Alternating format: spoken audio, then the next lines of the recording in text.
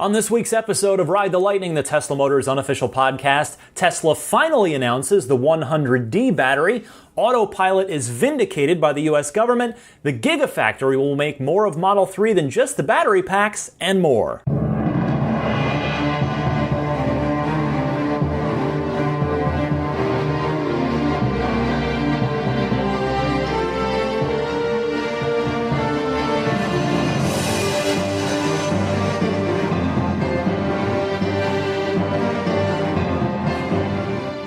Hey everybody, Ryan McCaffrey here with Ride the Lightning, the Tesla Motors unofficial podcast, episode number 77 for January 22nd, 2017. It's been an interesting week. I'll quickly recap it before getting to what is quite a bit of Tesla news. It's been a wild one. I told you last week I had just gotten back from a baseball fantasy camp, which was quite the incredible experience. Well, it turns out I expected to be sore afterwards. Turns out I ended up hurting myself worse after camp than before. I was walking Maggie on Tuesday night and really kind of like tweaked something in what I thought was my hip, and it was really just tough to put weight on. It was really bugging me. I thought, man, I did something to my hip. So made a doctor's appointment on Friday for Monday. I'm recording on Friday night, and my wife has the good suggestion, you should call the 24-hour help nurse and just see if they have any tips for managing it until Monday or over the weekend. I thought, okay, that's a good idea. Call up help nurse. They're trying to help their best, although they're not there looking at you. She asked me a bunch of questions and then says, you should probably be seen before Monday. I'm like, oh, okay. Well, that starts to get me all paranoid and go into an urgent care at 9 o'clock at night. And fortunately, doctor takes one look at me, does a little range of motion, says, oh, it's not even your hip. It's a muscle strain over on the side of there. So what a crazy, crazy week. And then more seriously, on Monday, so possibly as some of you hear this or will have heard this, Maggie the Boxer is going in for her second dental surgery, the other half of that big messed up mouth of hers with all those extra teeth and bad teeth and poor teeth in the wrong direction and the overgrown gums and the cleaning and the whole thing. So she, it's still at her age with a heart condition. It's a little risky, but she pulled through very, very strong last time. So I feel good about this one. And then after this, we know her mouth will be in as good a shape as it's really ever been. So lots going on. But lots going on in the world of Tesla as well. Starting with at the very end of the week here, we got the 100D battery announcement, the 100 kilowatt hour battery announcement from Tesla. This being announced as predicted. I think we talked about it on here and others had written in about it too. Yeah, I kind of figured that it would be early in the year. Not only, first of all, because Tesla had said so when the P100D was announced and there was no non-performance version to go with it. They had said, it'll be about 3 or 4 months. And it's been about 3 or 4 months now. And sure enough, I kind of figured, it'll probably be shortly after the end of the current referral period, that referral program, which was ended, of course, last week on the 15th. And yeah, sure enough, it came today with the part of a new referral program. Try to spur some sales a little bit, and also the free supercharging for life is now gone. So this is a new carrot on the end of the stick that Tesla is dangling out to try and get people to put orders in for the cars. And I do think it's going to be successful because listen to the very, very impressive specifications on the 100 kilowatt hour battery. On the Model S, the 100D will get you a 335 mile range. That's 20 more than the performance version, which should mean that the charge you see when you get in the car every day, should you buy one, and assuming that you charge to the more or less default 90% every day, you should be pretty well right at 300 miles every day that you get in the car for your daily use. That's up from the max of 294 on the 90D. So that is, you're going to get in your car and see that big number, that 300. At least I think so. So that is big. That's that's really not that the Model S has a range anxiety problem at this point, but anybody out there who may really love the car but is just maybe is clinging on to a little bit of range anxiety, if this battery pack doesn't sway them, arguably nothing will. Meanwhile, on the Model X 100D non-performance version, you're good for 295 maximum miles. That's up from the 257 mile capacity of the 90D. So a really nice boost for the Model X there as well. Arguably even more of an important jump from the 90 to the 100 on the X because, of course, the X, being a heavier car, a bigger car, uses a higher watt hours per mile. It's less efficient than the Model S is.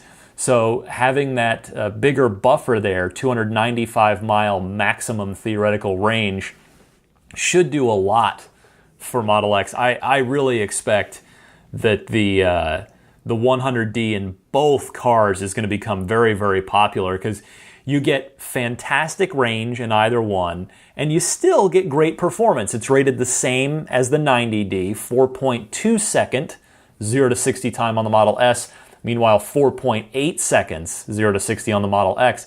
And you get that without paying that huge premium for the one and only performance version offered now, which is that ludicrous enabled version. And in case you're wondering on price, both cars, it's a $3,000 upgrade from the 90D.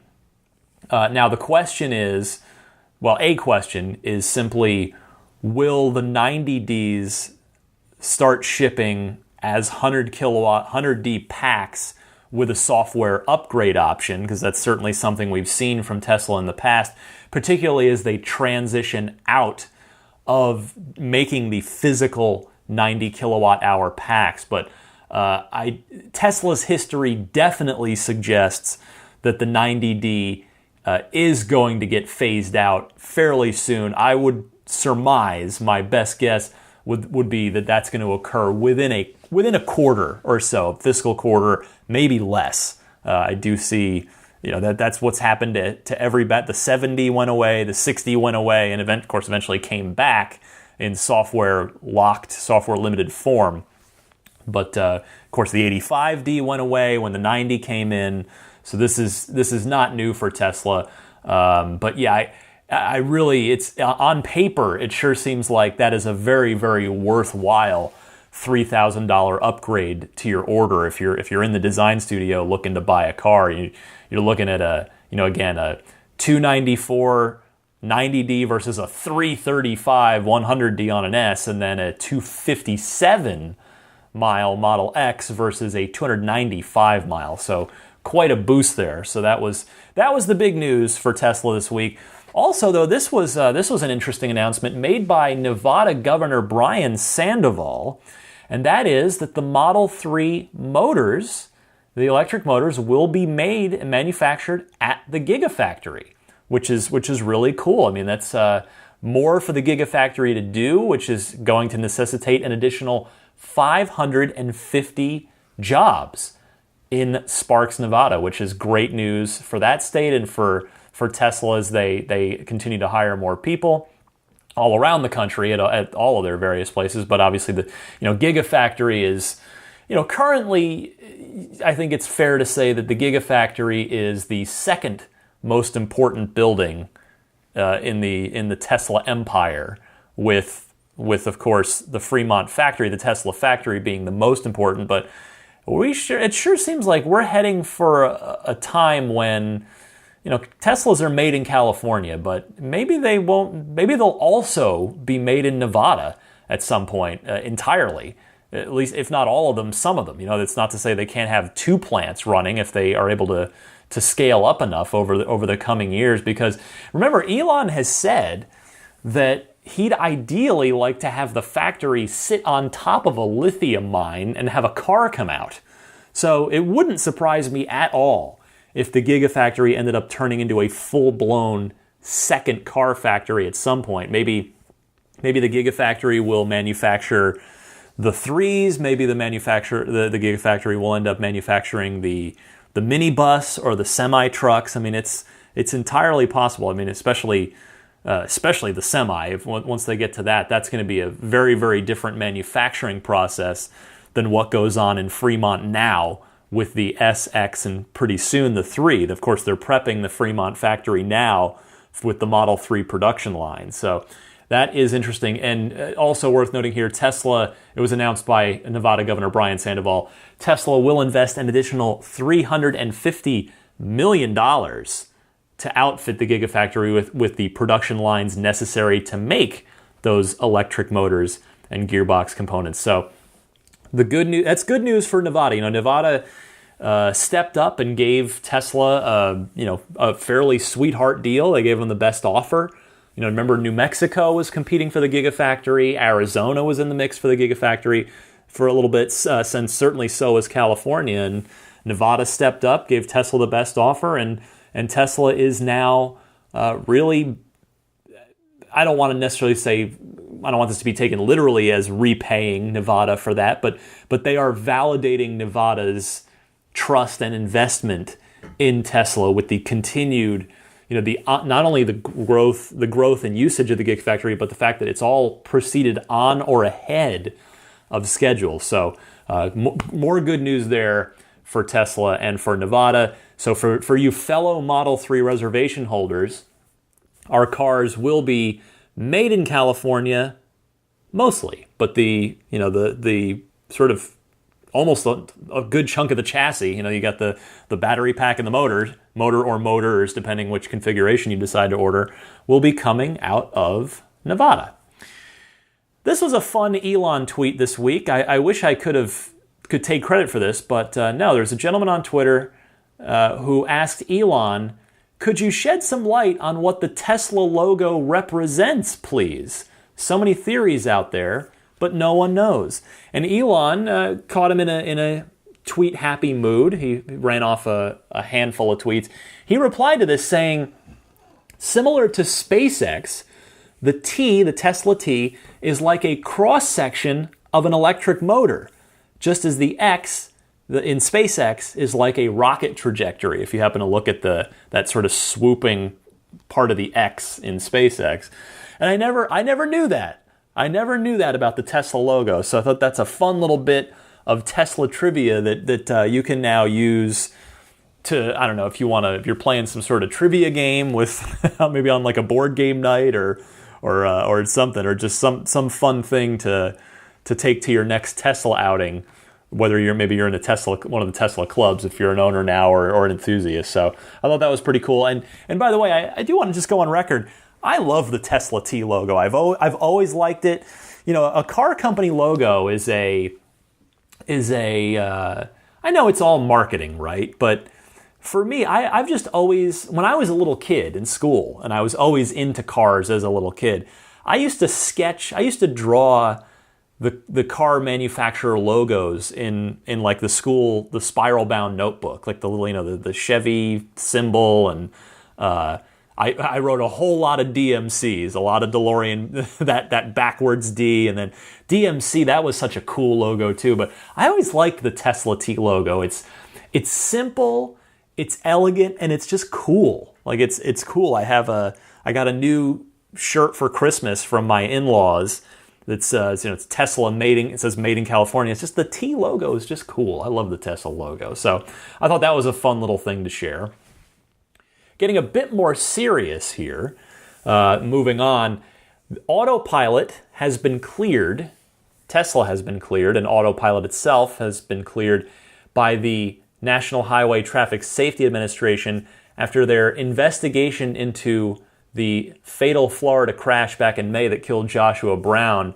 That investigation was completed, and Tesla and Autopilot were found to be not at fault. Autopilot was operating correctly.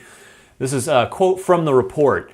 NHTSA's examination did not identify any defects in the design or performance of the automatic emergency braking or autopilot systems of the subject vehicles, nor any incidents in which the systems did not perform as designed, end quote.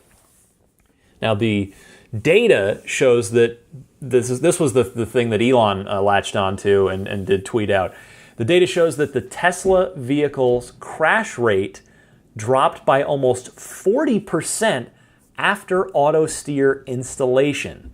So basically, auto steer is a very, very safe thing, at least safer than not using it, 40% safer than not using it. Elon followed that up by saying on Twitter, our target is a 90% reduction with hardware 2 as the software matures. As far as this investigation goes, this result certainly was expected by me. I don't think anyone but really the most diehard Tesla.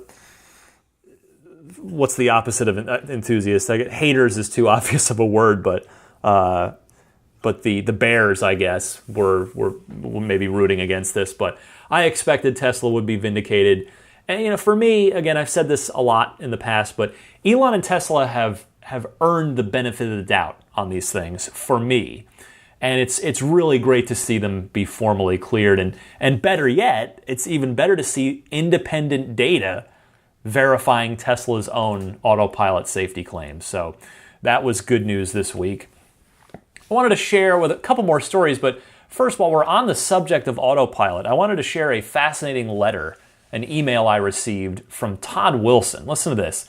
He says, if Autopilot hardware is always watching and processing, what if Tesla introduces a co-pilot mode for their cars? I'm a pilot for a major airline, and yes, Autopilot is great. Turn it on, let the computer follow the magenta line. Great. But what is really valuable to you is your co-pilot, also known as the pilot monitoring. You're manually flying the airplane, but the PM's job is to be there if you transgress from proper track or procedure and provide you a nudge back in the right direction. Todd continues, so you are manually driving your Model 3, and you have co-pilot with multiple levels of intervention. This is him laying out his idea now. Since the car is constantly calculating the safe area it can operate, you send your newly licensed 16-year-old son or daughter out on his or her first solo drive with co-pilot set to the max level of 5. It will ping messages for illegal lane changes and speed limit transgressions and such, but it will not let him or her drive out of the safe zone. You're sending your child out in a car that essentially is uncrashable. It will always stop before rear-ending a car. It will always prevent a lane change into a car in the blind spot, etc. Basically, it can take control from the driver when situations dictate. One other example he cites, your 93-year-old father insists on driving himself around. Fine. His Tesla is set at co-pilot level 3. Again, he gets to manually drive around as much as possible, but the car is ready to intervene when necessary, but not as aggressively as with the brand new teen driver. So I thought, he continues with a couple of other examples, but I thought that was a really interesting idea that I would think, given the technology that Tesla is developing and the things that Elon has talked about, it would seem to be a thing that's doable. You have to obviously opt into that and probably password code it in some cases, but that seems like a thing that could really help bridge the gap in the exact sort of examples he writes about. Because we talked about it, I think, maybe a couple shows back about the psychology of allowing a car to drive for you, because we've spent our entire lives, all of us, no matter how old we are, our entire adult lives, driving for ourselves, and there is human ego that gets involved, and whether consciously or subconsciously, a lot of us might think, no, I'm not. I'm going to drive. I've got to do it. But this co-pilot idea that Todd lays out, I like it. I wonder if Elon's thinking about something like it. Speaking of Mr. Musk and Hardware 2, he had tweeted out very early in the week that Hardware 2 Autopilot did deploy in shadow mode for the whole fleet. It may have activated and come online actively by the time any of you hear this. So as I checked, I always check Elon's Twitter right before I record. Nothing yet from him about this, but we've heard in the past. We know the Autopilot team has, particularly with this push right now to get Hardware 2 up to par with Hardware 1 on the Autopilot front. That Autopilot team is working 7 days a week. So the show, of course, will publish on Sunday morning. It is entirely possible that Sunday morning that Autopilot 2 will have gone active for those of you with hardware to cars. So keep an eye out for that. Meanwhile, a quick note for those of you real old schoolers, those of you with 2012 Model S's, a heads up from our friend Joe Willett from Michigan, who has a 2012 beautiful signature red Model S. He's forwarded me a message that he received from Tesla. The 2012s are being subject to an airbag recall. It's part of the ongoing Takata situation, the Takata airbag recall. So if you do have a 2012 Model S, you've probably already heard about this, but in case you haven't, feel free to reach out to your nearest service center and schedule a service appointment, and they will swap out those airbags for you. One other note, too, before I get to the last story this week, a correction from a mistake I made last week. A few of you very kindly and respectfully, politely pointed it out. The supercharging story I did about the two-tier system and the different fees, the different kilowatt-hour rates for the electricity for anytime you go over your annual allotment of supercharging kilowatt hours. If you do have to pay for those, most states are going to be the one flat rate. As I said, California, always going to be 20 cents per kilowatt hour. It's just the handful of states where it's a two-tier system. So for the slower, faster charging. So that is it's one or the other, not both. So I apologize for that mix-up on my part. And again, thank you to the handful of people that did politely correct me on that. One last fun story for this week.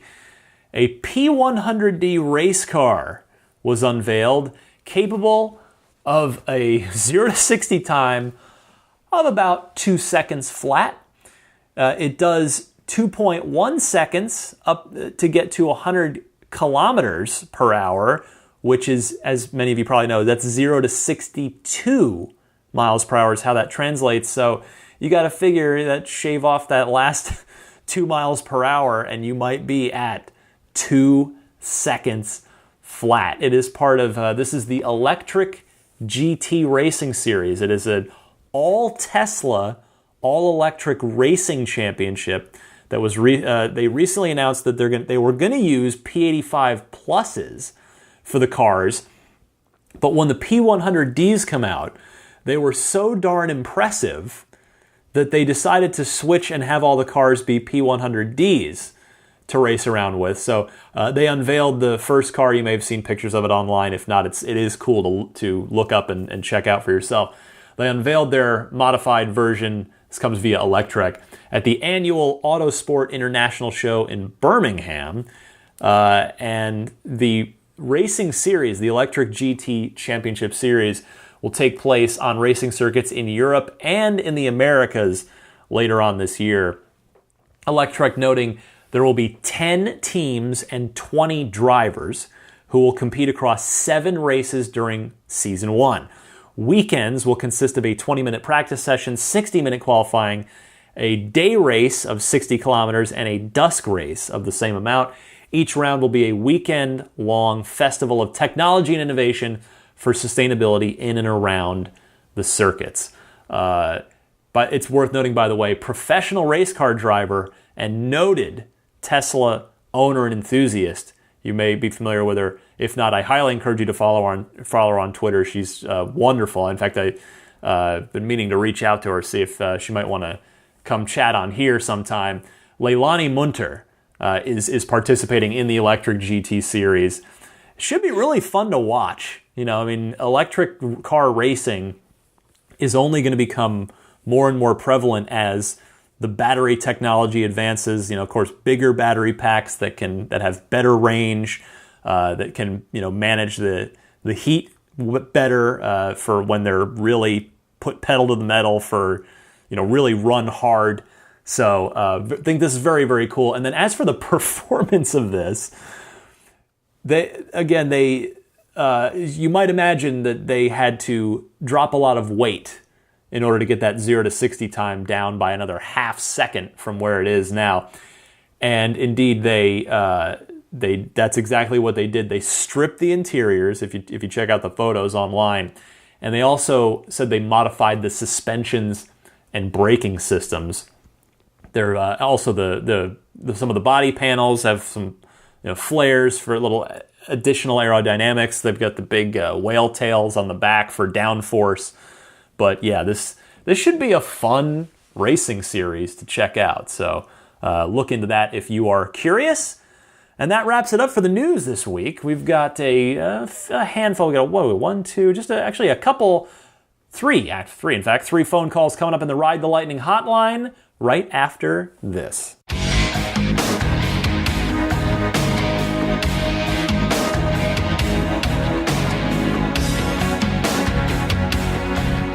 You know what time it is. It is Ride the Lightning hotline time, the part of the show where it's your time to call in, participate, ask a question, offer up a discussion topic, whatever you want to do.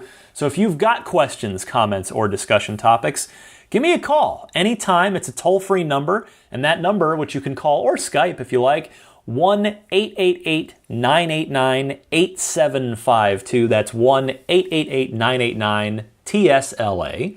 And if you know someone special with an upcoming birthday, anniversary, graduation, or some other special occasion, you can give them a unique gift of recorded voices from friends and family telling them why they're special. The recordings can be podcasted or put onto a keepsake.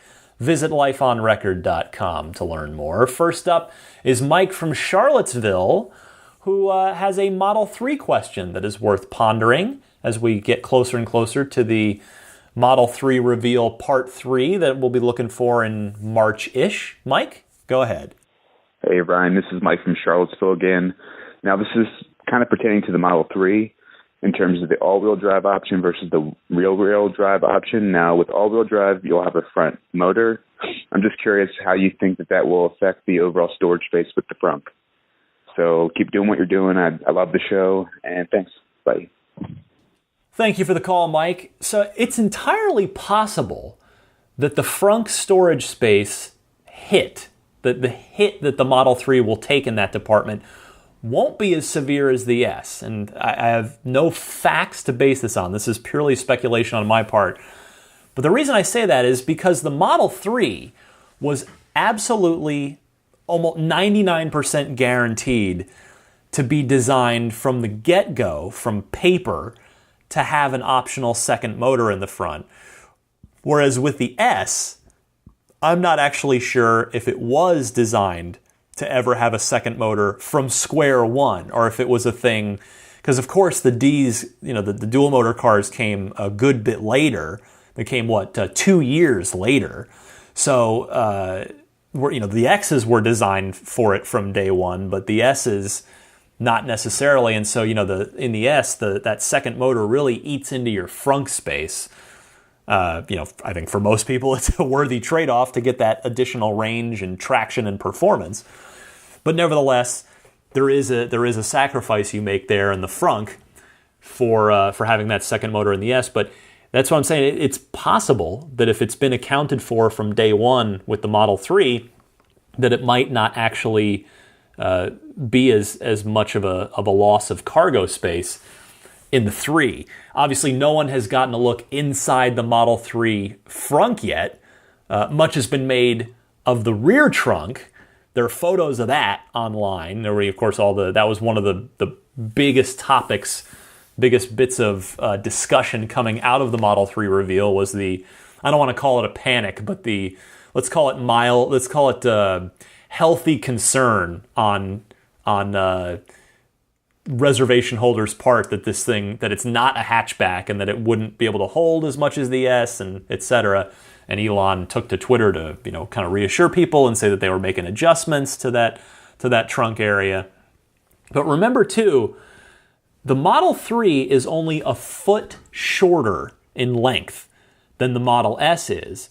And that front, that foot, I should say, if you look at illustrations, if you look at the cars overlaid on top of each other from a side profile, that foot comes entirely out of the front and rear of the car. The cabin, the interior compartment, the greenhouse, as it were, appears to actually be the same size. And Elon talked about that, about how they were, at the reveal, how they were able to move the front firewall forward and really have you sitting forward in the car because there is no engine in the front of the car. And that's how they're able to get, more rear leg room and just have the actual interior volume be approximately the same as the S, despite the fact that the car is a bit shorter. So, but that foot shorter length of the car does come entirely out of the front and rear. So between the second motor, if you order it, and just again the fact that the car is shorter, we might be looking, even if it's designed from square one with the option of a second motor in mind, we might still be looking at a relatively small frunk area, particularly in the dual motor Model 3s. I suspect that we will see it at the Model 3 reveal Part 3.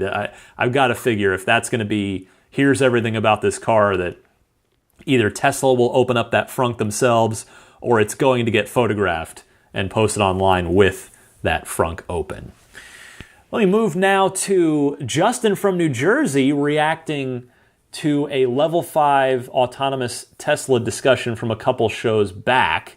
He has a sort of thought on that and a question on that. So, Justin, take it away. Hello, this is Justin from New Jersey. A couple weeks ago, the topic of the fully autonomous Teslas with Level 5 autonomy driving around elderly people was brought up. Now, in that same vein, I'm wondering whether people will actually have to have licenses when full autonomy is reached. Could a person with a disability that does not allow them to legally get a license still get a Tesla and be able to be driven around in it? Now, in that same vein, would children who are still young and aren't able to get their licenses be able to summon the cars and go and get ice cream with their friends or something in that vein? Thank you very much for taking my question, and I'll be sure to look for your nephew when I go to the Tesla stores. Thank you. Justin, that is a great question, and it's going to be entirely up to the governments of the world, to the regulatory bodies and agencies. In fact, Elon was asked a question along these lines this past week. He was asked about Autopilot and its future evolution. Will this work for people with medically suspended licenses due to conditions like epilepsy? And Elon replied very honestly, it might, am not sure. Elon and the Tesla team, they're only going to be able to present reams and reams of data about Autopilot Level 4 to the government and governments and regulatory agencies of the world. If I had to guess, which again, that's all I can do at this point, even Elon says he's not sure, I don't think it's going to be possible for me to send my Tesla to pick up my daughter from school without me in the car when it's level 4, which is what we're looking at with certainly the early Model 3s and the current Teslas.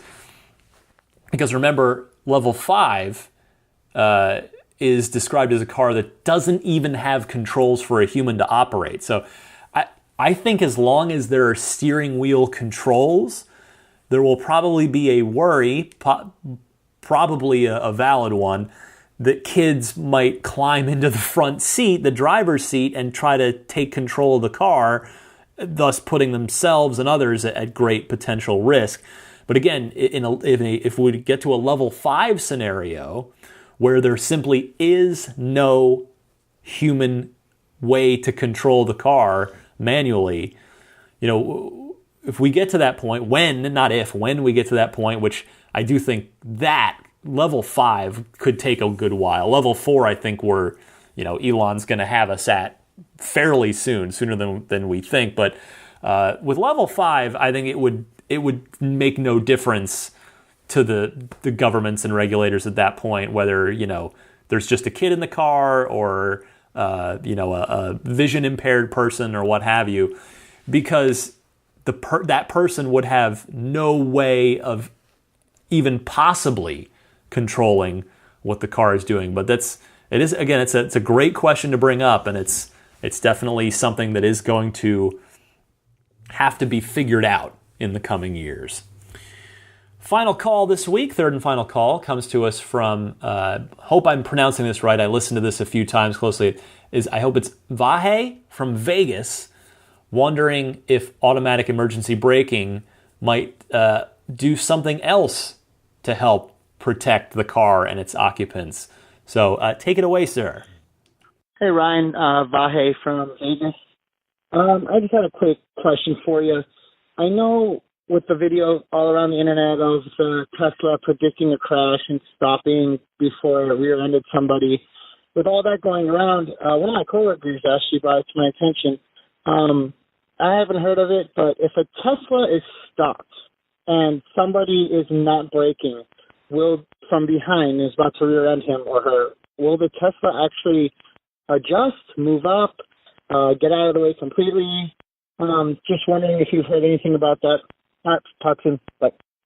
So I looked this up, and the best I could find, the best of the knowledge here is that no, Teslas will not do this. Because number one, it is automatic emergency braking, not automatic emergency accelerating. And number two, moving a car forward against the driver's will, in effect, opens up a huge can of potentially awful worms for Tesla or any other auto manufacturer. Do feel free, please correct me if I'm wrong on this, but one thing for sure, the Teslas do have side crash avoidance systems where they can maneuver themselves slightly. They will detect and react to imminent crashes from the side by moving. So, but yeah, I don't believe that they can actually move forward without driver interaction or interference isn't the right word, but yeah, just driver action. So another excellent question. Three great calls this week. Again, you guys, everybody out there, I so appreciate your calls each and every week. Please do keep them coming. I love this part of the show.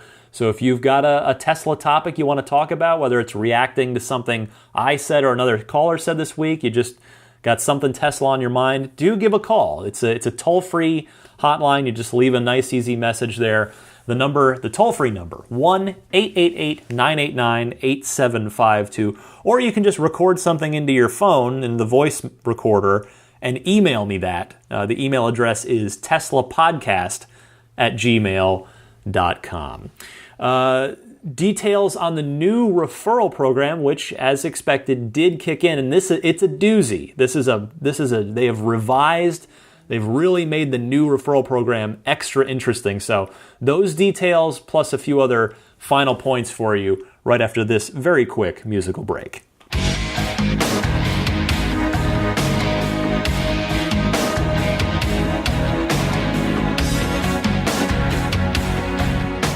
So first off, let me actually say thank you to Abstract Ocean. They have, as I mention every week, they have kindly set up a coupon code, 20% off for Ride the Lightning podcast listeners. So if you're in the market for any Model X, Model S accessories, whether you're an owner or not, there's stuff for everybody. Check out the site abstractocean.com, and after you've got everything you want in your shopping cart, use the coupon code RTL Podcast, all is one word, RTL Podcast. Put that code in at checkout, and you will get 20% off of your order. So great stuff there. Now, the referral program, I'll try to make this quick, but it is back and it is better than ever. And this is a big one. So those of you, you were so kind, 10 of you bought a car using the referral code last time, Michael from Millbrae. Well, this one, the stakes are even higher because this isn't just a raffle for a Model S or Model X for each referral. This is the first person in each region, so I'm here in North America, first person in each region that gets to 20 gets a car. Just there's no drawing, it's first to 20 gets a car. Ludicrous car. So this is the dream right here for me. I'm very lucky to have a platform here on the podcast that has grown by leaps and bounds over this first year and a half. Well, yeah, over a year and a half already. Geez, we're 77 shows in. So the new referral program runs through March 15th, so about 2 months total. So folks, if you are considering a Tesla purchase, maybe that 100D, either the S or the X is going to tempt you, please do use the referral code I'm about to give you, because you will get $1,000 off, and I can begin my tally to, I mean, who knows? You got to take a shot. Maybe I've got a shot at this. We'll see. So the code, the referral code, I'll just give it to you here. The short link, put in your browser, ts.la/Jeff2311. That's Jeff spelled Jeff, the more traditional way. ts.la/Jeff2311. That's going to get you $1,000 off of your new Tesla. CPO cars are not eligible for this. So it's Jeff from California. He is a friend of mine. He's done a lot for me over the years. He asked me, "Oh, would you mind using mine one of these times?" And so I wanted to do that this time. After this time, we'll go back to the more sort of first come first serve, listeners who volunteered. I so appreciate everybody who did volunteer their code. So we'll see if we get 2 referrals or more, that's going to get Jeff a rolling Tesla carry-on bag. 3 of them will get him a Founders Series Model S for kids. The RC car that I've talked about before. I played you the ad. And I haven't talked to Jeff about this yet, but he doesn't have any little kids. I do. I wonder, maybe he might donate that one to me for a heck of a birthday present for my daughter. I don't know. But 5 referrals is a Founders Series, not autographed this time, like the last one, but a Founders Series, a Powerwall 2. So that's huge if we get that for Jeff. 7 or more will get an invitation to the Model 3 delivery event, which I presume will be part 4, effectively. And that's, God, I would love to tag along with. I would love to get to go to that. That would be great for the show and just amazing for me personally. And then again, if you get to 20, first one to 20 gets a car. So there's a few more bits and pieces, but those are the highlights. So again, thanks to everybody that offered their code. Thank you to my friend Jeff for offering up yours. And let's get to 20. Let's see if we can do it. You never know. I'm extremely grateful for anybody who would even consider doing that. So anyway, I want to thank the Patreon producers, the kind folks who donated to the Ride the Lightning Patreon at the $20 or higher level. I thank all of you who pledge anything in support of my efforts here. It's a lot of hours going to the show every week. Special thanks to those Patreon producers: Jeff Bartram, Paul Hussey, DJ Harbaugh, Pete White, Wolfgang Obergen, George Cassiopo, ZL Klein, David Brander, Nick Hoffman, Jonathan Wales, John Waltower, Scott Gillis, Michael Lucas, Alexi Heft, David Kittle, Lisa Kaz, Michael Opre, Logan Willis, Matthew Para, and Michael Lester. If you are curious about the Patreon, maybe you'd like to consider pledging something, every little bit helps. The site is patreon.com/Tesla Podcast. Do subscribe to Dave T's excellent weekly Tesla newsletter. You can sign up for that for free at teslaweekly.com. While you're out and about on Tesla websites, be sure to visit teslarati.com for the fine effort that Gene and the team there put into covering daily Tesla news. And I think, yes, you can, of course, follow me on Twitter at DMC_Ryan. If it won't fit in 140 characters, you can always email me. That address is teslapodcast@gmail.com. And I think that is it. Thanks to everybody. As always, most of you probably subscribe to the podcast by now. That's the easiest way to get it delivered straight to you without you having to do anything. You can subscribe on iTunes, Google Play Music, Stitcher, TuneIn, or pick up the RSS feed or just MP3 downloads at the hosting site, which is teslapodcast.libsyn.com. Happy electric motoring, everybody, and I will see you back next week.